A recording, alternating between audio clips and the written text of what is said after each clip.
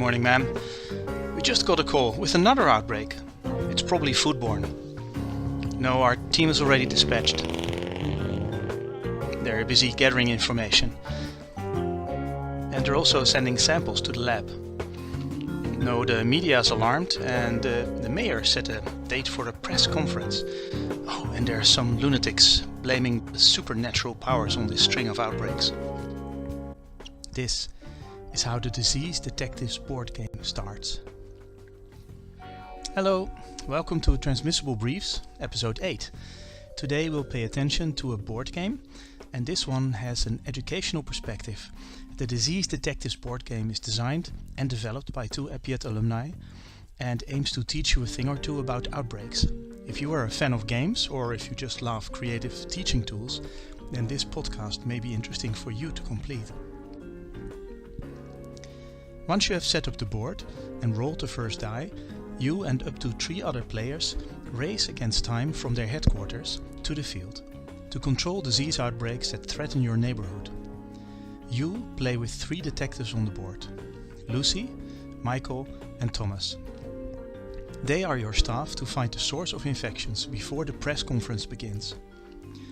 On the board, your detectives need to apply their epidemiology skills and perform environmental investigations and also run tests in the microbiology laboratory. And in order to win the game, you will need to gain experience through research in these 3 different fields to understand and control the outbreaks. But beware of the curse of the black pump handle. And what's more, some folks reported a ghost drifting through Broad Street. The gaming board shows Broad Street in London 1854, where Jon Snow famously stopped the cholera epidemic by removing the iron pump handle on one of the public water pumps. The location of the pump is given as a black dot in the middle of the gaming board, and it marks the starting point of the curse of the evil pump handle. Up to 4 players investigate foodborne outbreaks, and each of the players has 3 disease detectives: Lucy, Michael and Thomas. The disease detectives are moved to the research units, and there are 3 of them. First, there's the local health department for epidemiology research. Then there is the environmental investigation office. And last but not least, there's the laboratory for getting test results on infectious agents involved. Each successful research activity will gain your detective an evidence card. But before drawing evidence cards, players have to roll 2 dice and reach a difficulty threshold. The easiest evidence from the local health department requires a dice roll of 8, and the more difficult one of 10. Environmental investigations are slightly easier, and so are microbiological tests, at least in this game. Players can improve their die roll by investing research actions.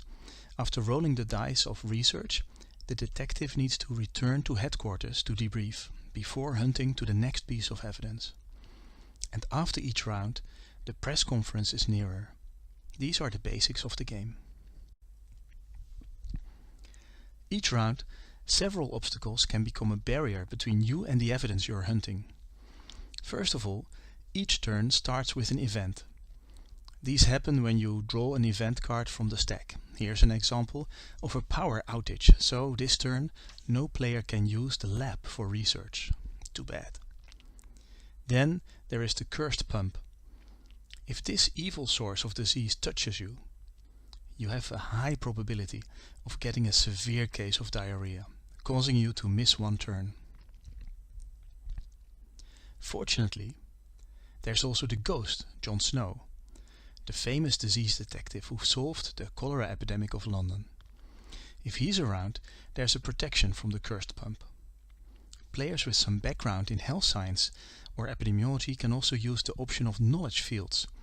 These are blue, purple dots on the board. Each player may use this option once per turn by placing 1 detective on the blue dot. This will allow you to draw a question card.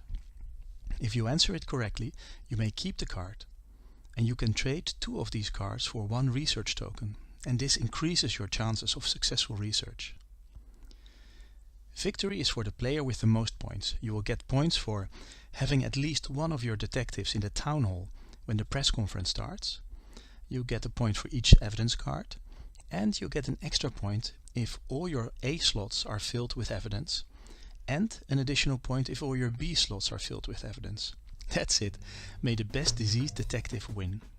If you want to know more about the creative work of Esther Kissling and Florian Burckhardt, surf to www.disease-detectives.org, where you can download the game and the manuals. Florian and Esther have also produced an educational card game and several comics that you can use in teaching epidemiology. Their comic has been translated into 13 languages. I hope you have enjoyed this podcast. We'll come back soon with transmissible briefs on more public health news.